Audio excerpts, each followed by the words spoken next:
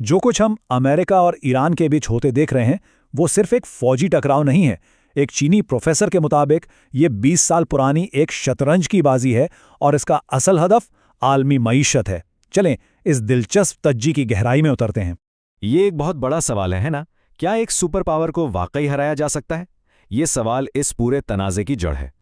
इस चीनी प्रोफेसर का मानना है कि जवाब हाँ में है, लेकिन इसका राज किसी एक दिन के हमले में नहीं बल्कि 2 दहाइयों यानी 20 साल की एक खामोश सोची समझी तैयारी में छुपा है। तो सवाल ये है कि आखिर ये 20 साला तैयारी है क्या? देखें, ये सिर्फ मिसाइलों और टैंकों की कहानी नहीं है।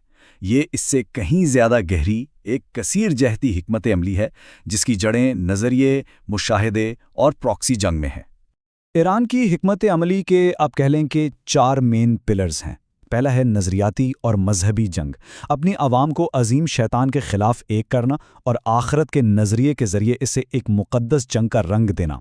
दूसरा, दुश्मन का गहरा मुशाहिदा, यानी अमरीकी और इसराइली जंगी तरीक़ों का सालों तक मुताला करना ताकि उनकी कमज़ोरियाँ पकड़ी जा सकें। और आखिर में जो शायद सबसे अहम है वो है प्रॉक्सी नेटवर्क, हिजबुल्लाह और हूसियों जैसे ग्रुप्स का एक ऐसा जाल बिछाना जो ईरान को खुद मैदान में आए बगैर अपने दुश्मनों को थकाए रखे। अच्छा, तो ये सारी प्लानिंग मैदान जंग में आखिर दिखती कैसी है? यहाँ हमें 2 बिल्कुल मुख्तलिफ फौजी सोच आपस में टकराती नजर आती हैं। प्रोफेसर के मुताबिक ये 20वीं सदी और 21वीं सदी की जंग है। एक तरफ अमेरिका अपने 20वीं सदी की सोच के साथ खड़ा है, महंगे हाईटेक F-35 तैयारे और पेट्रियट मिसाइल, और दूसरी तरफ है ईरान जो 21वीं सदी की गैर मुतनासिब जंग लड़ रहा है, जहां हजारों सस्ते ड्रोन्स लाखों डॉलर के जदीद तरीन हथियारों को चैलेंज कर रहे हैं। और यहां आकर सारी माशी गेम वाज़ेह हो जाती है। जरा सोचें, ईरान भेजता है सिर्फ $2.5 मिलियन के ड्रोन्स और अमेरिका को उन्हें रोकने के लिए $150 मिलियन खर्च करने पड़ते हैं। ये सिर्फ फौजी नहीं बल्कि एक माशी जंग है जिसका मकसद सीधा सीधा अमेरिका के खजाने पर हमला करना है। तो इस सब का असल मकसद क्या है? हर ड्रोन हमले के पीछे, हर मिसाइल के पीछे सिर्फ तबाही नहीं बल्कि एक बड़ा नफसियाती मकसद है, ये कि अमरीकी फौजी ताकत का जो एक भ्रम है उसे तोड़ा जाए। ये साबित करना कि अमरीका भी कमज़ोर हो सकता है।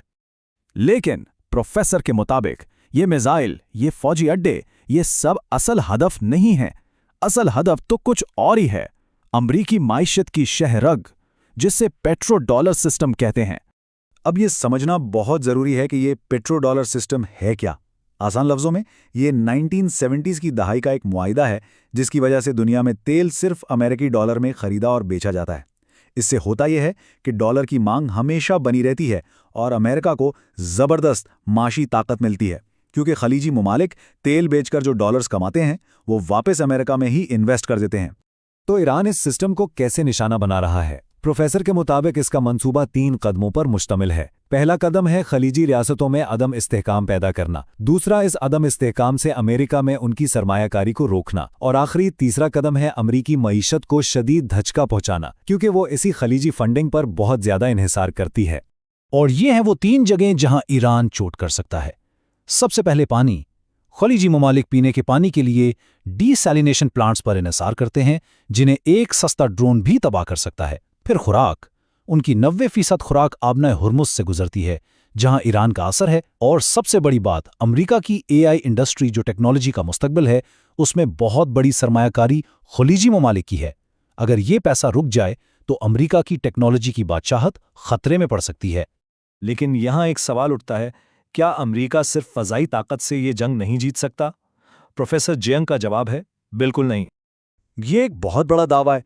उनका कहना है कि हुकूमतें कभी फ़िज़ाई जंग से नहीं गिरतीं।